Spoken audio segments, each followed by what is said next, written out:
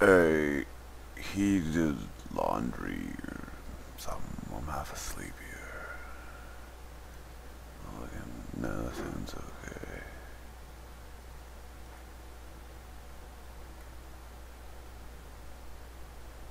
Oh, shitty.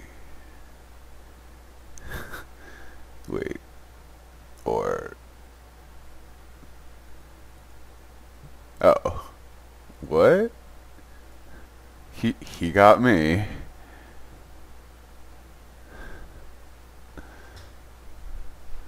Oh.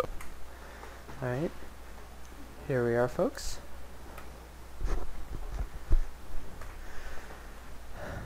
This is obviously a completely fine and super exciting keep. Kind of wish that would stop happening, but whatever. Also definitely bad choice to play that island because our double blue spells are a good distance off in the future, and really the more swamps we get into play, the better and better Drifting Shade is going to be. That's actually something that I have a lot of trouble with as a player. I think it's an OCD thing because I really like the sort of parity of having specific cards in play, in balance, but like obviously that's just not how this is supposed to work.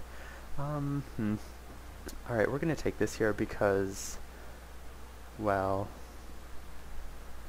we're going to take it here because he doesn't have a follow-up. That's not how that argument works, but I don't think there's a lot of drops that he could have played that sort of would have concerned us. Okay, so that's a nice draw. And obviously getting back in as opposed to trading off is better. I wouldn't have as much trouble trading off here because we can Gravedigger it back the turn after. Although even that's like kind of an iffy conclusion because we really want to be hitting that Jace on turn 5. Because we might just win.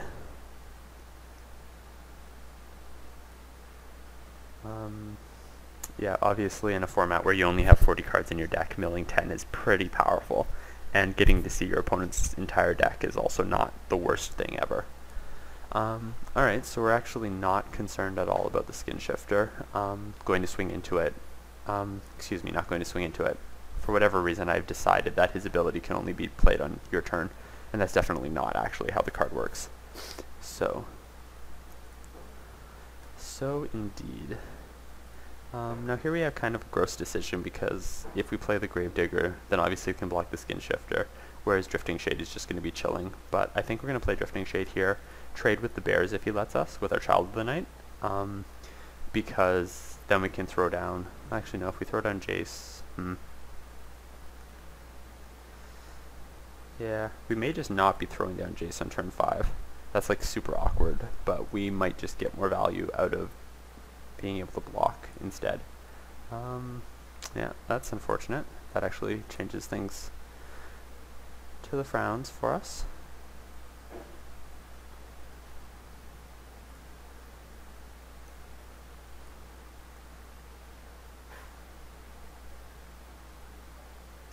Curse you, Skin Shifter. Being a completely reasonable card that's just giving us trouble in this specific situation. Alright, so in this case, I'm feeling pretty alright about trading off Child of the Night here, and Gravediggering back Drifting Shade, if he lets us. It would obviously be pretty alright too if he doesn't swing with the bear at all. But that may be asking for a little bit too much here.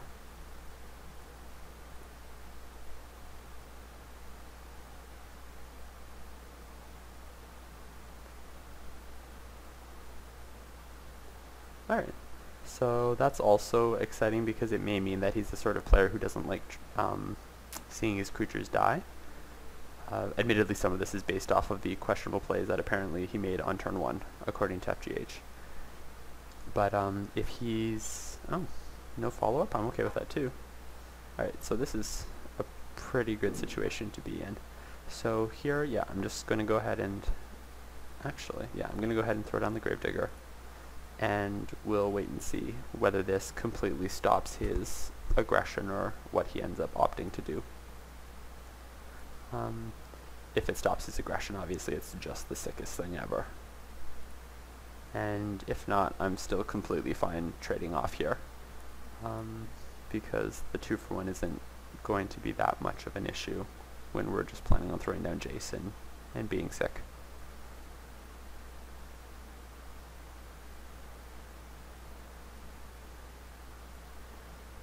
Chug-a-lug-a-lug.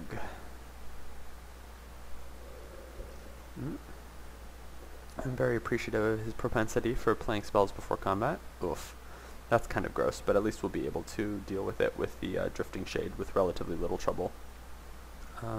It may get in once though, which is unfortunate. Oh, that's pretty alright. And so I'll just trade. I am fine with that, sir.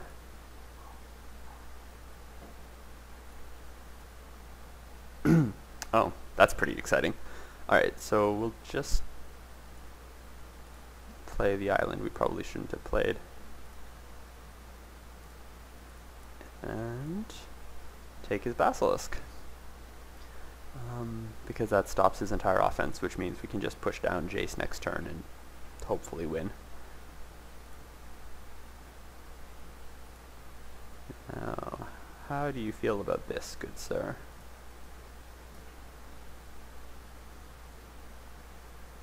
Yeah, that's what I thought.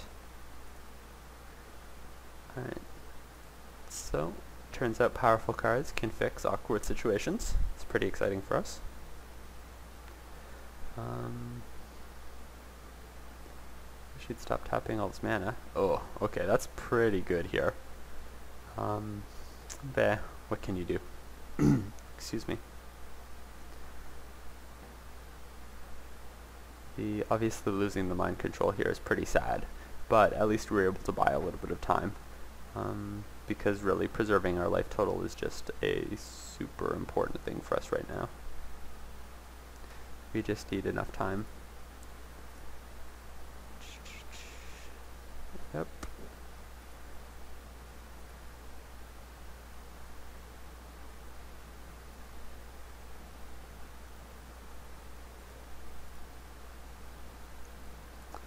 Alright, so that vampire is unfortunately super awkward for us at this juncture. Excuse me. So, what I'm going to do is, see if we put down Drifting Shade, then we have enough mana to make it a 4/4, which is super awkward, because it means it can't block the Basilisk, and it trades with the Skin Shifter instead of just killing it. Our alternatives would be playing out the Shade and the Vampire, with the Vampire just being there to block. But I'm not super excited by that either.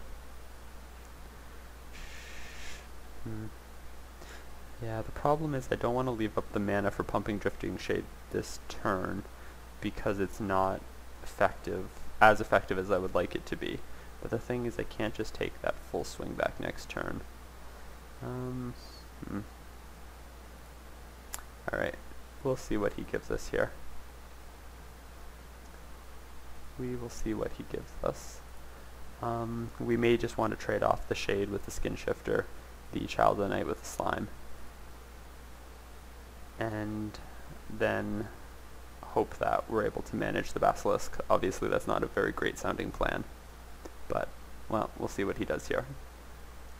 He may make the issue extremely clear for us. Yeah, that's super unfortunate.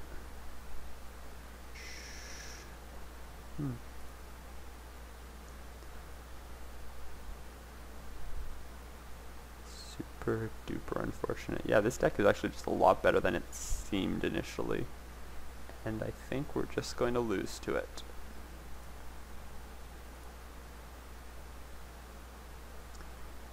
Yep. Alright, so we're still shooting for the trade here. Sauron off the top would be pretty good, but I'm not even sure if that would be enough at this stage. Just in a lot of trouble here. Alright, well that's... is that any good? Is that good enough? Let's see, 1, 2, 3, 4, 5. So we can throw it down and the looter. The looter blocks on the swing. Is that enough? We're gonna take 6 next turn. Hmm. Yeah. I don't think it's enough, but I am going to go for it.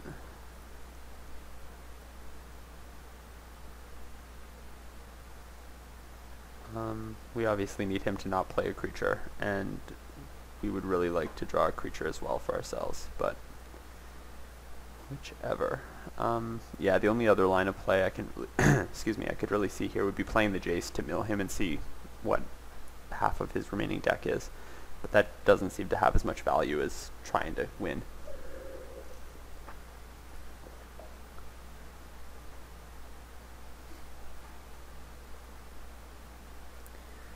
So I think he drops the spider here. And then we take 4, chump the basilisk. And if he doesn't have a follow-up, then we're not in the worst place in the history of the world. That's basically the plan here. Not be in the worst place in the world.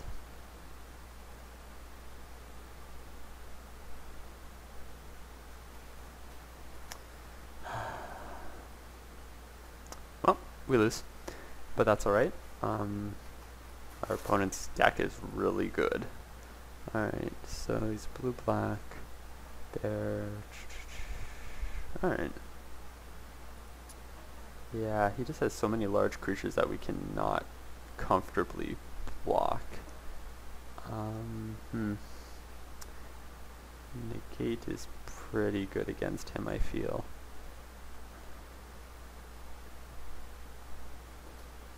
Ice Cage. Ice Cage might be fine, actually, also. Yeah. Do we want the Turn to Frog? I don't think we do. Yeah. Right. Okay, so if we're bringing in those spells, what do we want to cut to compensate? Actually,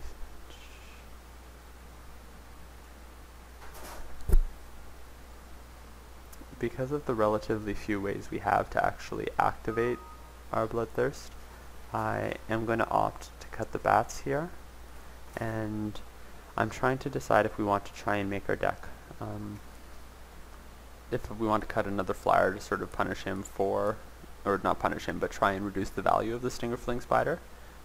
If we're going to make that decision, I think we take out a Devouring Swarm, just because Drifting Shade is actually like a pretty powerful card in our deck, and our 3 slot is already kind of heavy, so losing the Swarm is less upsetting. Yeah, I think that's actually the choice that we want to go, or the road we want to go down here. So hopefully this works. Yes, we would like to play first. Yes, we would like to keep this. I am hopeful that this will pan out. Turn 4 Jace could be exciting, but the vampire into vampire is obviously like the crux trajectory here for us, especially because if we can get the Bloodthirst up on Blood Rage Vampire, we have something that can block the Skin Shifter. Yeah. Now, if we're able to get ourselves in a position where we can leave up Negate, that'll be pretty good, because he has some very strong spells. Strong non-creature spells, I suppose, is the language that I'm actually looking for. Now, not following up with the bears here would be pretty great for us. Blog. Bears. Alright, so I can't imagine him letting the Child of the Night through, but I think we're going to try, because getting out the 3/1 vampire isn't the end of the world.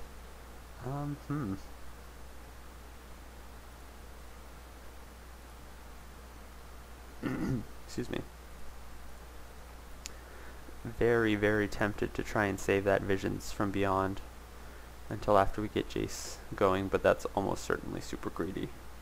Yeah. Alright, so we'll trade off here, and I think we'll just go ahead with the Visions.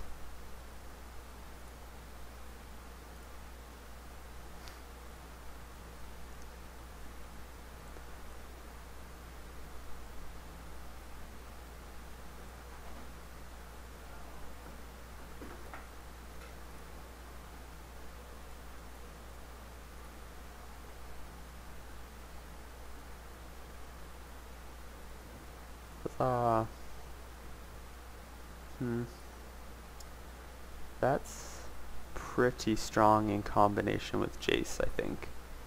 Now let's see, if we throw down Jace right now, we can mill him, take 2, and still have Jace up, which means the turn after we can play either the Vampire as a blocker or Call to Grave. Yeah, if we play Call to Grave here, then things are just flat, and it's just a 1-for-1. So we'll run out Jace here. And with any luck, we will just kill him.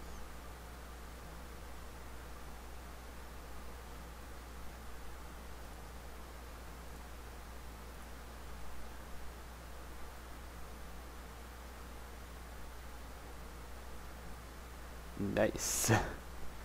Oh, so many ring flushes. That's pretty bad for us. But in terms of things to hit with our mill, that was pretty strong.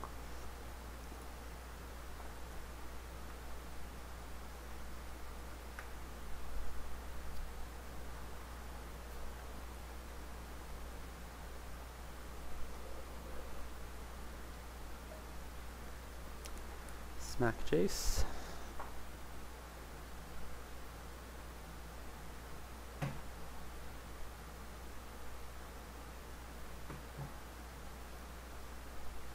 Alright, so that's just the strongest for us. What are our options here? We play Call to the Grave, and that... Actually, if we play Call to the Grave, that just buys us enough time, because if he plays out a creature... Yeah, if he plays out a creature, then Call to the Grave sticks around. So... he's kind of boned no matter what, and we definitely just need one more turn after this. So Naturalize is the only spell that gets us here, and even that's only good. I don't know that it's good enough.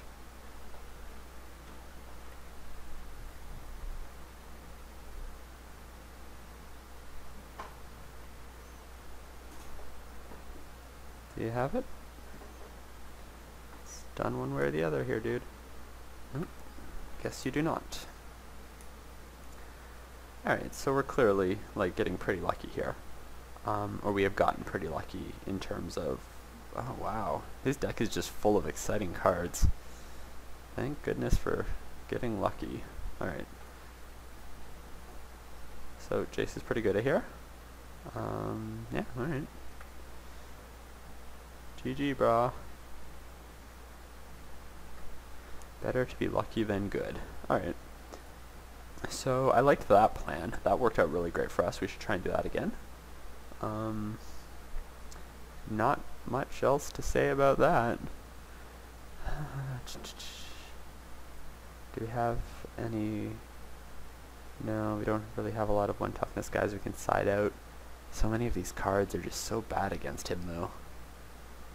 Like, Bear is bad against all those ring flushes. Tormented Soul, same. 1 toughness, 1 toughness, 1 toughness. Even the Blood Rage vampires are terrible if we can't actually activate their Bloodthirst. Blarf. Alright.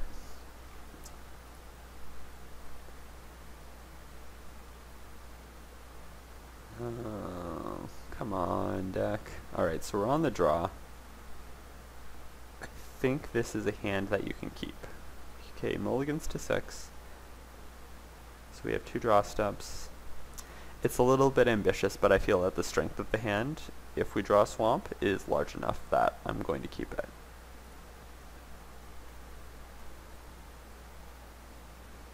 Okay, he goes to 5.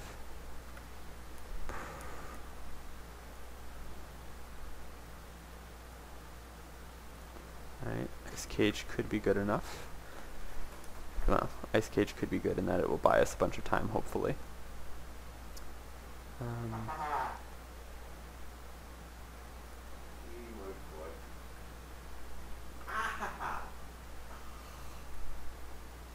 Not sure if you can hear FGH or not in the background, but he is having some quality time with Dash, where Dash is trying to eat his feet. Well, at least we're drawing a land. However, the absence of swamps is pretty savage here for us right now.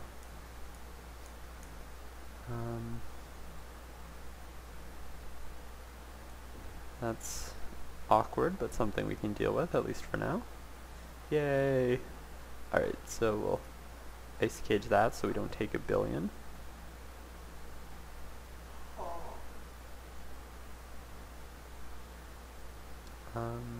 And throw in Child of Night. Now, unfortunately, it is possible for him to like target the shade with a ring flesh, and then after the ice cage falls off, pump it. So if he's clever enough to figure that out, this may not be a permanent solution to the shade. But we can also obviously mind control it, and that's not the worst. Oh. Ring flesh going there is also pretty okay. Well, that's exciting. Alright, so at this juncture, I think what I would like to do is cast Fleetwing and Tormented Soul. Yeah. We have enough time now that Gravedigger can sort of be held back, hopefully to pick up something pretty juicy, as opposed to just getting the Child of Night for some value.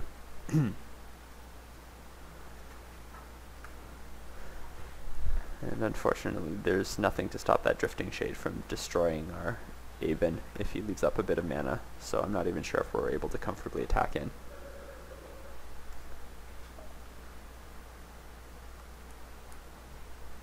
Really hoping he doesn't just drop Acidic Slime here, because we've gotten fortunate to hit land drops all the way along, and if we... oh, alright.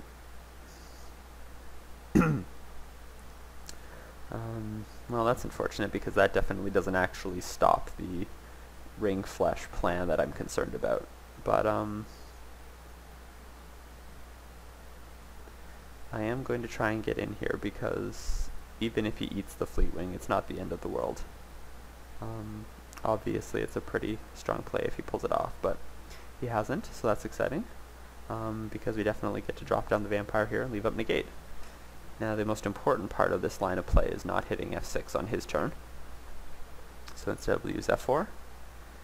And with any luck, he will play a giant, powerful spell here. That, yeah, I'm completely fine negating that. It's just eating up his turn.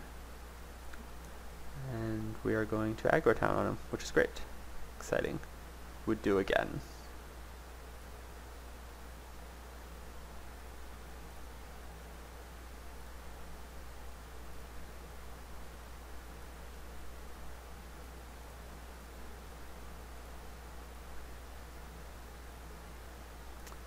Alright, and at this point we're just doing so well that I am going to go ahead and grab the Child of the Night, because short of some sort of like really wide swinging Wrath effect, we just mind control whatever blocker he intends to use next turn and win.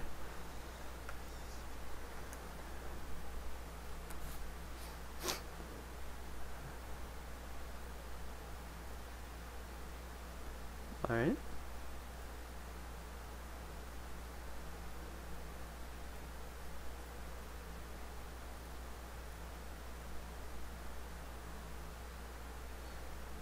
This particular game we managed to piece together the aggro half of our deck, and our opponent was generous enough to give us 2 cards at the start, and so it looks like we might just get there. Hey Rainbow. No, that's my water. Come on, sweetie. Oh, well, he has a plan. Alright, so he's going to eat one of our dudes. That's unfortunate. But again, it might just not be enough here, because what does he do? He eats... I don't actually know.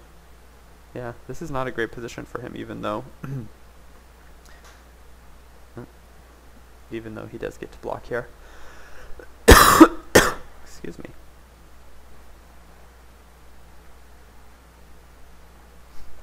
Hey, hey, don't eat that. One of the downsides to having kittens is all of the cords required to run any sort of computer venture suddenly become very prime targets for ninja attacks. Alright, come on, dude. It's cool. You got me. High five. I'm not sure what all of the pumping is for.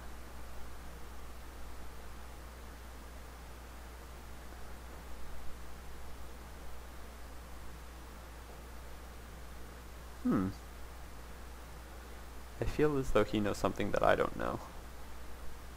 Alright, well, pass the turn. Still sitting on 2 cards and a million creatures of advantage, so I'm not the most stressed.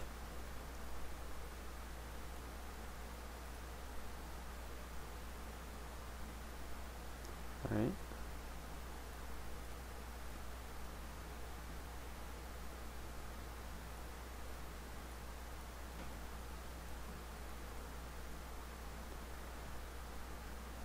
Just use stupidly strong cards to clear the way.